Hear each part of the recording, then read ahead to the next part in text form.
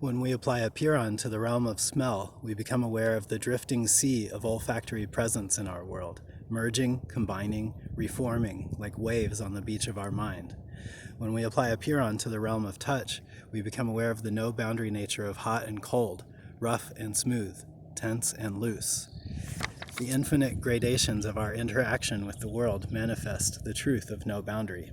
When we apply apeiron to the dimension of mind, we realize that the no-boundary nature of things in the world and the no-boundary nature of the dimensions of mind does not differ, that no boundary applies equally both here and there and within, and that therefore the within and the without do not differ.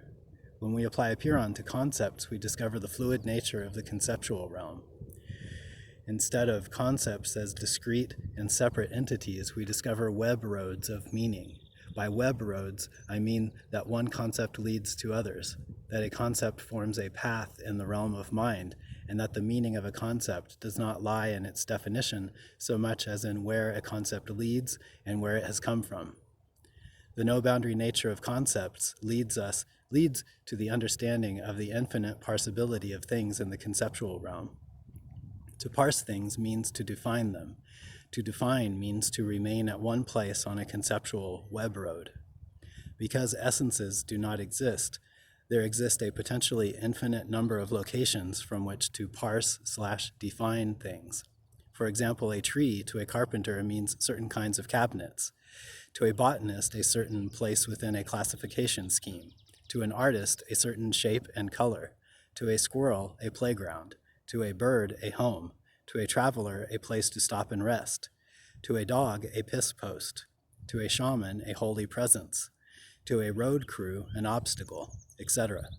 All of these definitions parse things and place them within the web of the world by means of a web of definitions, but no definitive definition exists.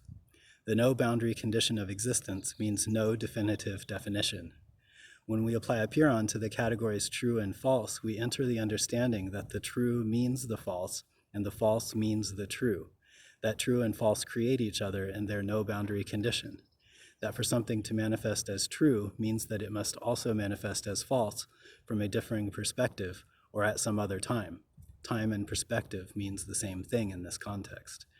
The clever logician will then ask if we consider the idea that true and false mutually depend on each other in a borderless condition true or false.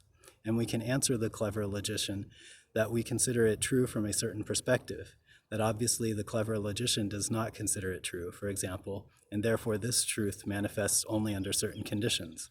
This exchange can continue indefinitely, apeiron, each of us performing this dance, going one step farther, deeper. Each of us can always check the other. We can do so because this reflects the bottomless, essenceless nature of existence. The infinite regress of the no boundaries condition displays that very truth of no boundary.